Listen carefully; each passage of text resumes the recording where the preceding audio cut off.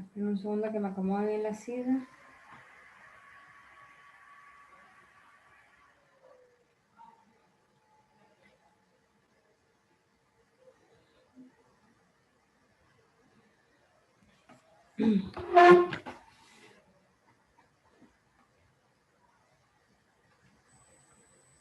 Ahí está.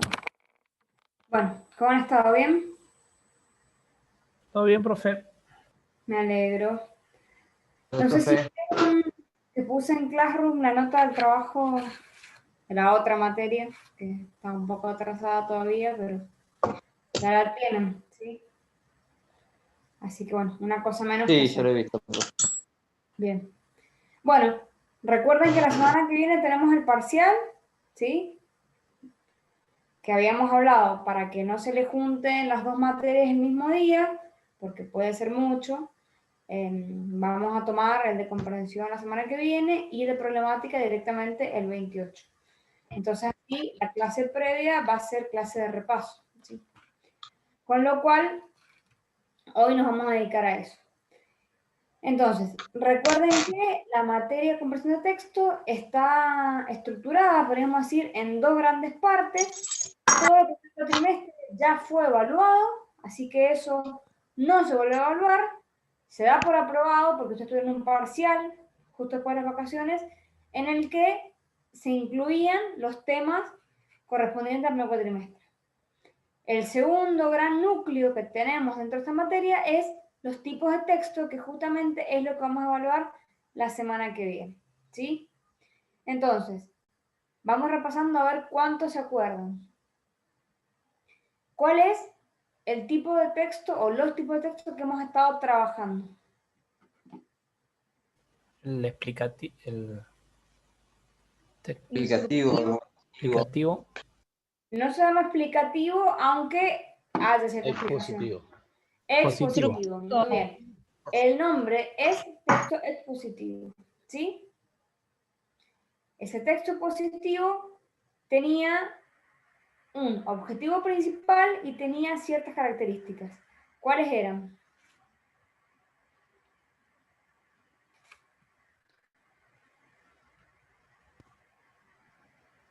Es ponerle un tema Bueno, con expone un base tema.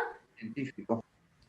Bueno, entonces Lo decimos que el explica. objetivo principal del texto expositivo es informar, porque efectivamente expone un tema para justamente brindar información sobre ese tema, ¿sí?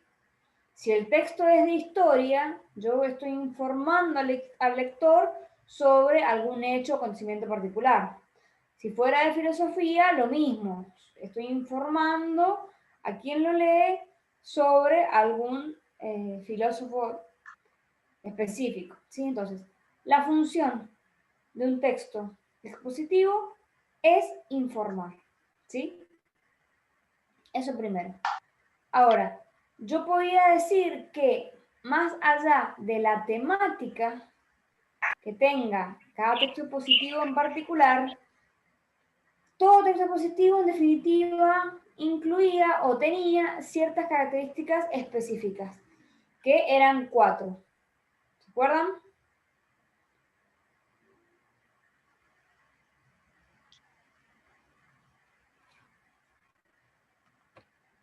No. Bueno, para eso estamos repasando. Decimos que un texto expositivo tiene un predominio de oraciones enunciativas. Eso primero. ¿Qué quiere decir? Se utiliza la tercera persona, Bien, también era, ¿no? perfecto, muy bien. Vamos de a uno. Oraciones enunciativas, ¿qué quiere decir? Una oración enunciativa es justamente aquella oración que me enuncia, de ahí viene el término, algo, me indica algo, me dice algo. Entonces, hay un uso de oraciones enunciativas porque justamente las oraciones me están marcando algo, ¿sí? Después, como bien dijeron, hay un uso de la tercera persona que, dependiendo del sujeto, va a ser singular o plural, ¿sí?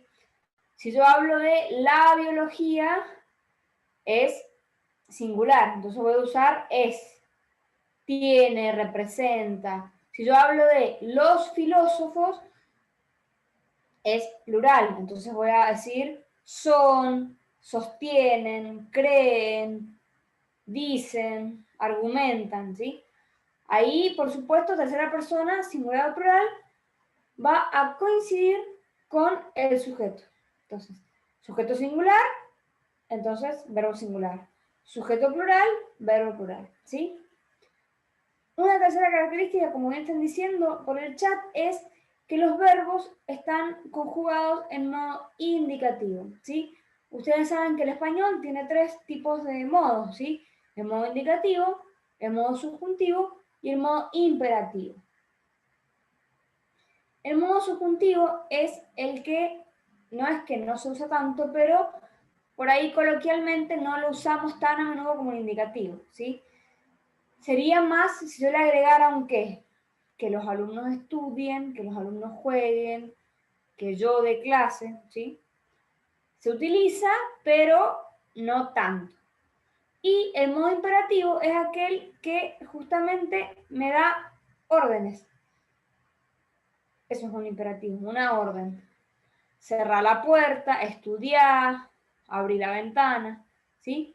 Entonces, esos dos modos, o sea, subjuntivo, perdón, y el que es, o que se llama imperativo, no son propios de los textos expositivos, ¿sí?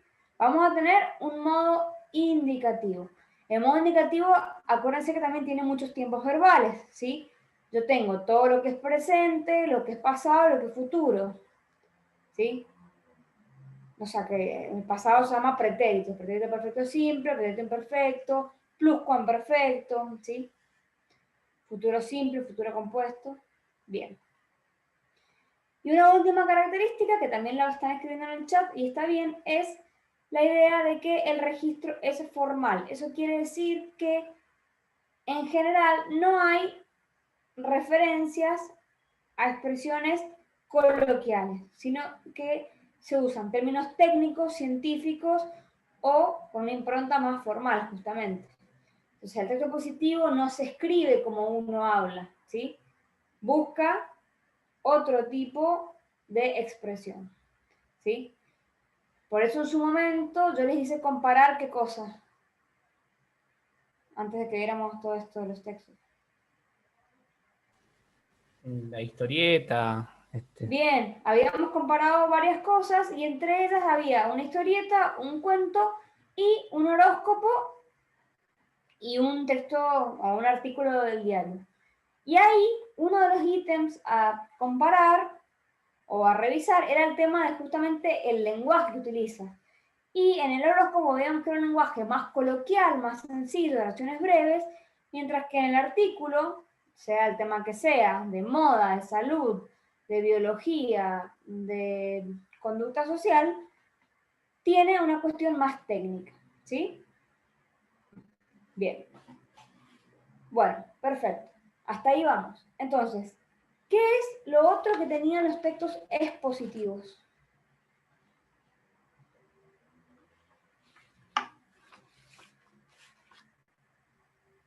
¿Cómo, profe? Ya dijimos las características. Después hablábamos de que los textos expositivos tenían ciertos procedimientos. ¿Se acuerdan cuáles eran?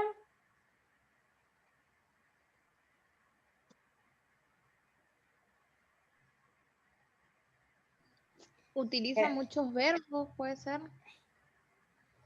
No, eso ya lo dijimos recién. Ahora estamos dando un paso más dentro del texto positivo. Todo texto positivo, está bien que la clase se graba, pero sería bueno por ahí si están tomando apuntes para que les quede el repaso listo. Los textos positivos manejan ciertos procedimientos, ¿sí? Que son 4. La definición, la clasificación, la comparación o analogía y la ejemplificación, ¿sí? Eso también es tema de parcial. 4 cosas, entonces.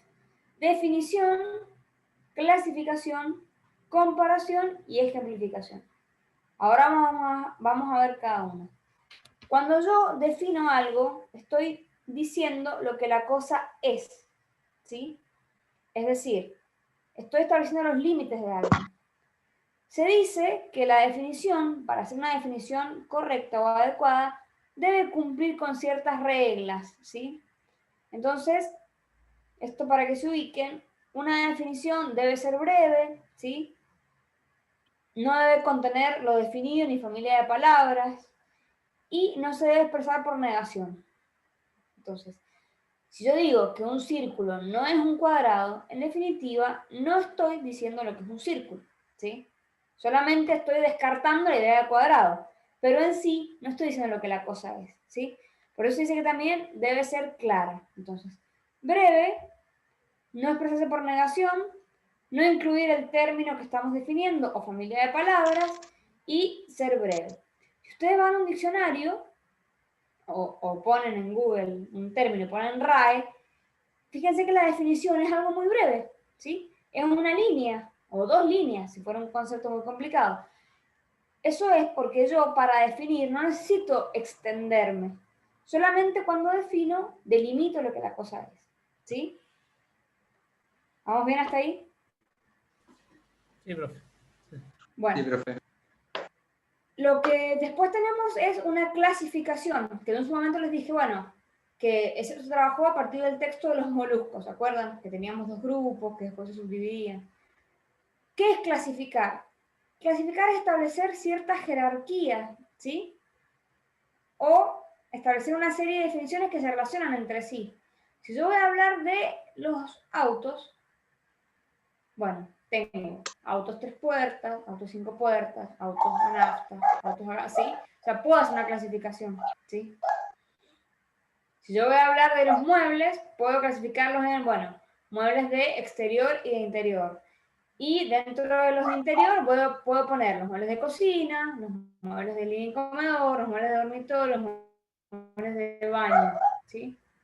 Entonces, en definitiva, estamos dentro de la categoría de muebles, quisiera que sea con el ejemplo, pero establezco relaciones entre sí. Eso es clasificar.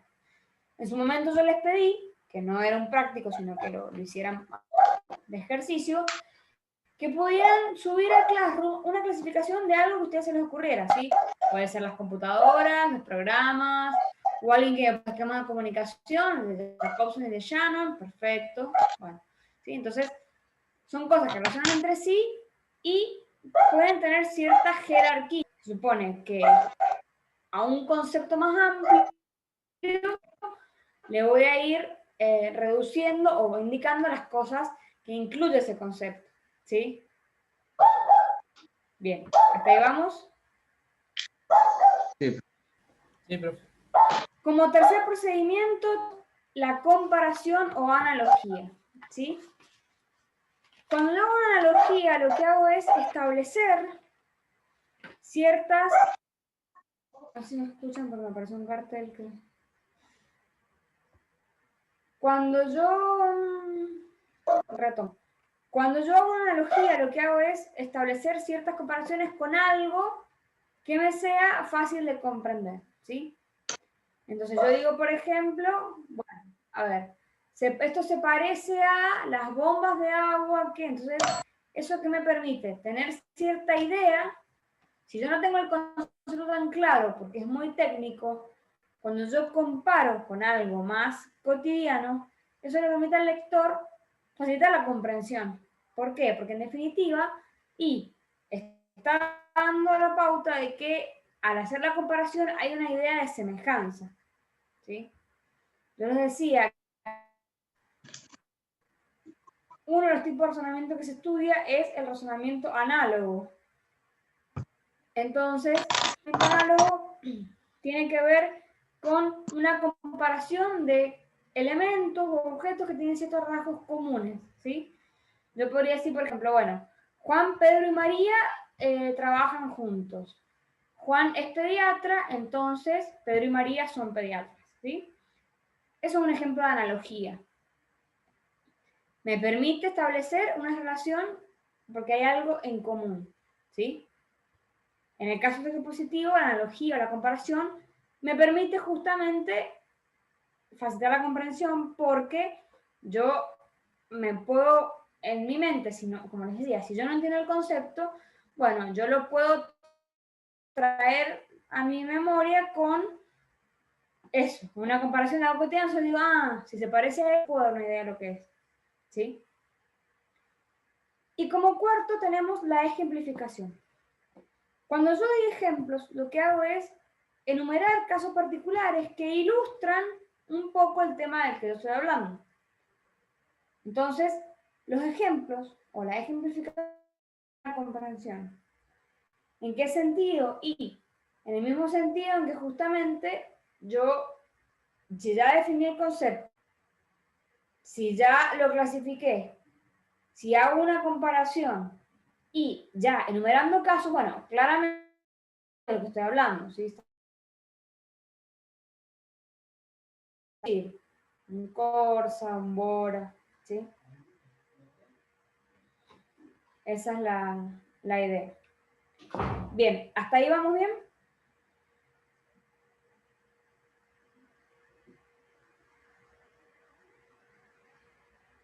Bien. Sí, profe. Eso es lo que es texto expositivo. Después nos falta el texto argumentativo.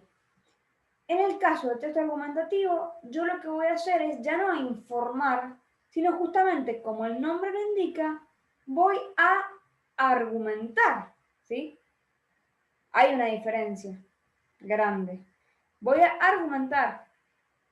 Normalmente los textos argumentativos tienen una estructura específica que es un punto de partida en el que se establece un poco la circunstancia de tiempo y espacio, o por ahí se introduce el problema, una tesis o proposición, que es una idea o una afirmación que después se va a ratificar o a refutar, una demostración, que es cómo yo hago demostraciones para eso que creo, y una conclusión, que es cuando justamente se ratifica un poco lo que yo dije al principio, y normalmente se puede incluir una propuesta de una recomendación, ¿sí?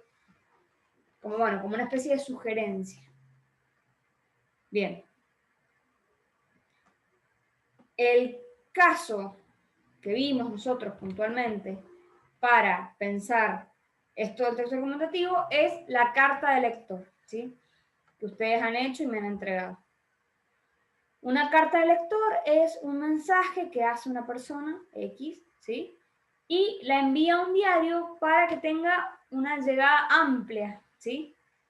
Y normalmente en la carta del lector tenemos esta estructura justamente. Hay un punto de partida, hay una tesis, una demostración y una conclusión, ¿sí? ¿Se acuerdan de qué era el ejemplo que yo les di? O sea, que está en el cuadernillo, digamos, que yo les di.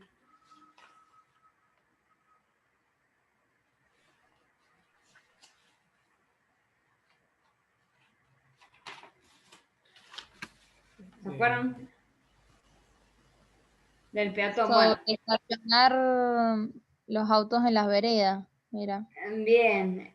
Tenía que ver con un mal uso de las veredas porque lo que el hombre estaba planteando es que las veredas se usaban como relacionamiento, cuando en realidad una vereda es para peatón, ¿sí? Bien, entonces esa era la apuesta. Y yo después, para argumentar, tengo como distintas herramientas. Eso se llama, en el texto argumentativo, categorías procedimentales, ¿sí? Como son muchas, para el parcial, lo ideal es que se sepan 3 o 4, ¿sí? Porque seguramente yo, en vez de poner una opción en el formulario, ponga para que ustedes expliquen alguna, ¿sí?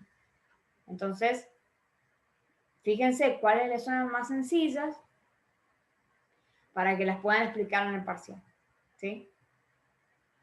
Bien. Después también tenemos que ver los conectores, ¿sí? Hay conectores específicos que tienen cierto uso o cierto significado. Tenemos conectores, ¿se acuerdan? Tenemos conectores que tienen que ver con la cuestión de si son de oposición, los que son causales, ¿sí? Los que son consecutivos. Bueno, eso también intenten por lo menos saberse 1 o 2 de cada categoría para que en caso de que pregunte eso puntualmente lo puedan responder, ¿sí? Eso en el cuadernillo tienen como una tablita, entonces no es nada complejo, no pasa nada. Y además son cosas que usamos todo el tiempo. Lo que pasa es que, ¿qué hacemos? En esta materia vemos un poco las cuestiones por separado, ¿sí? Pero, en definitiva, todo el mundo sabe cómo usar el término pero, todo el mundo sabe cómo usar el término o el conector y, ¿sí? O sea, son cosas que tenemos manejo. Bien. ¿Alguna pregunta hasta acá?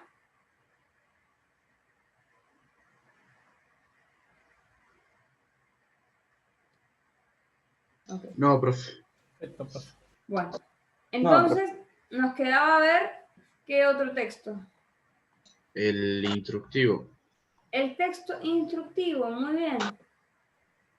¿Qué es un texto instructivo? ¿Cómo lo podríamos definir?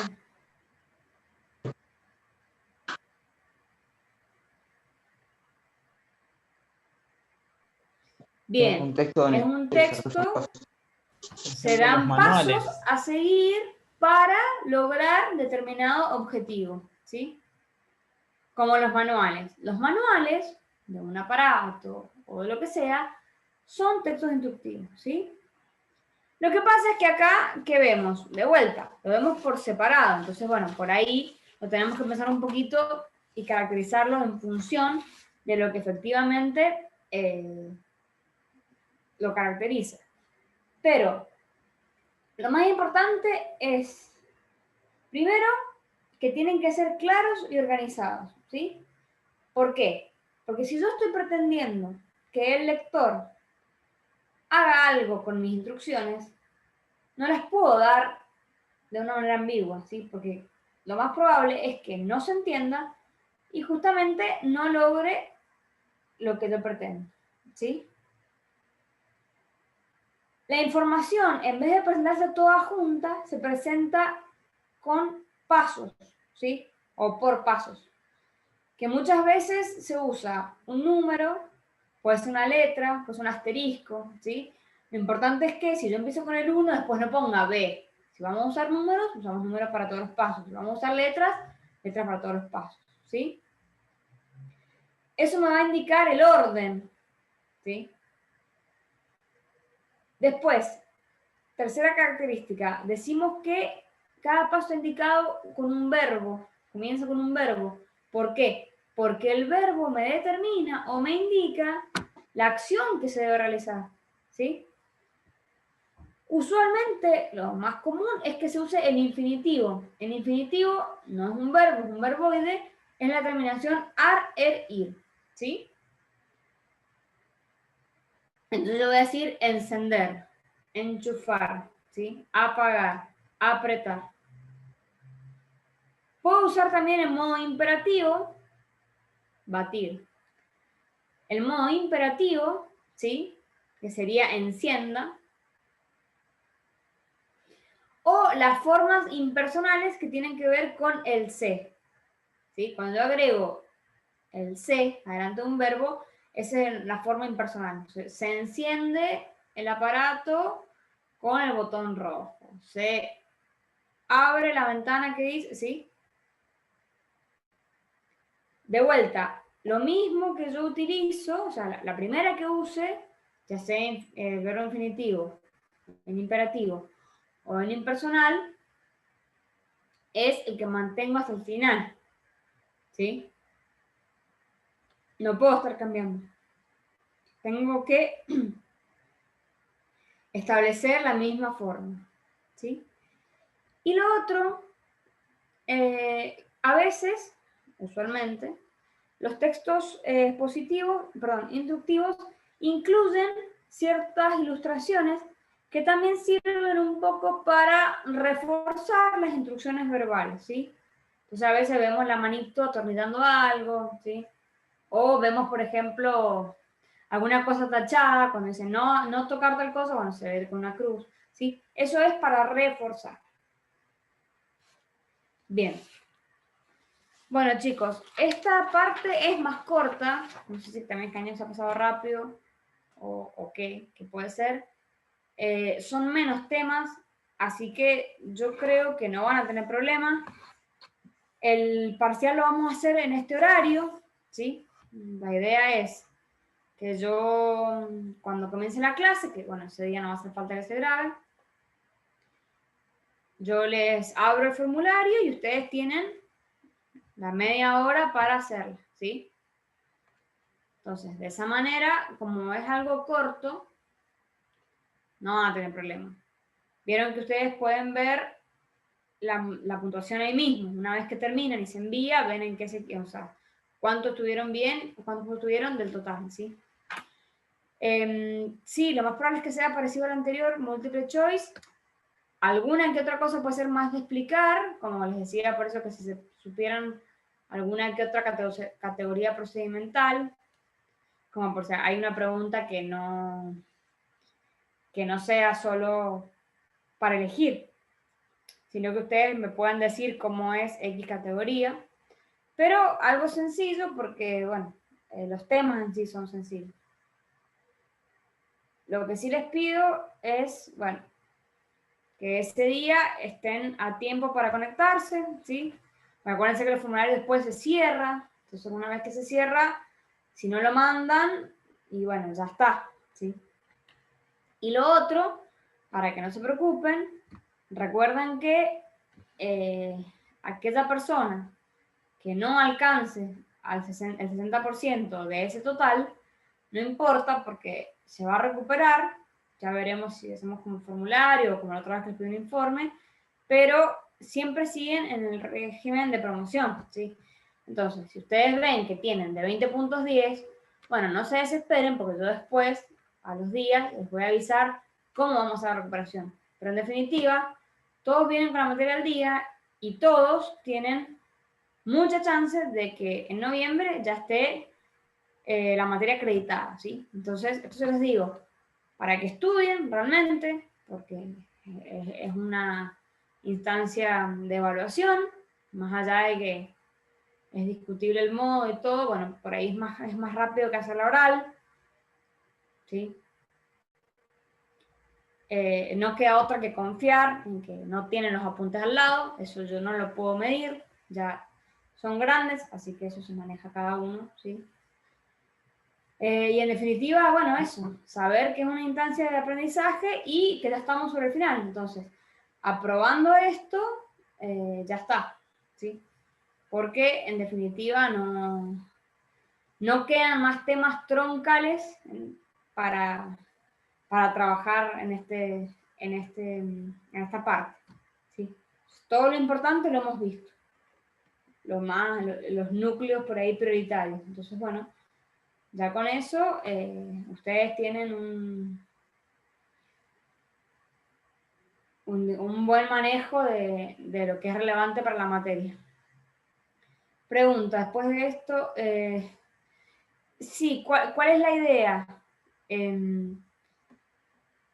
Ustedes van a tener el miércoles que viene el parcial de comprensión y el otro, el de problemática, pero la idea es que a principios de noviembre estén las materias ya terminadas, ¿sí?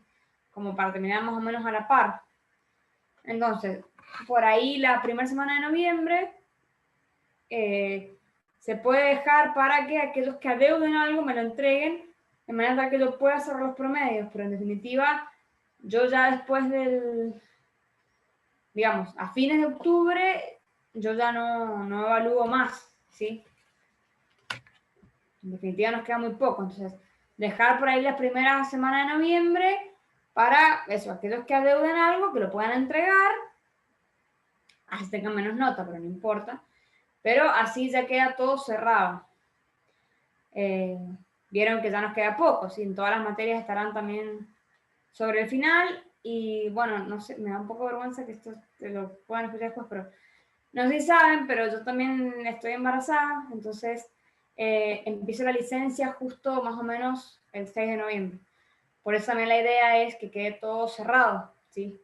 Así después no tienen que estar pendientes de cosas que me deban o lo que sea. Entonces, bueno, ese es el plan también, que puedan terminar, como empezaron conmigo, terminar conmigo y ya está. Si a alguno le falta algo, me lo va a poder mandar, pero digo, la idea no es ya dar clases a partir del 10 de noviembre, ya yo no daría más clases. ¿Sí?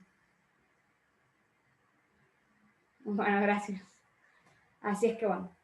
Bueno, chicos, ¿alguna pregunta? No, profe. Saben que igual me pueden escribir. Los fines de semana, prefiero que no, por supuesto, que ya algunos se lo han aclarado, pero me pueden escribir al celular.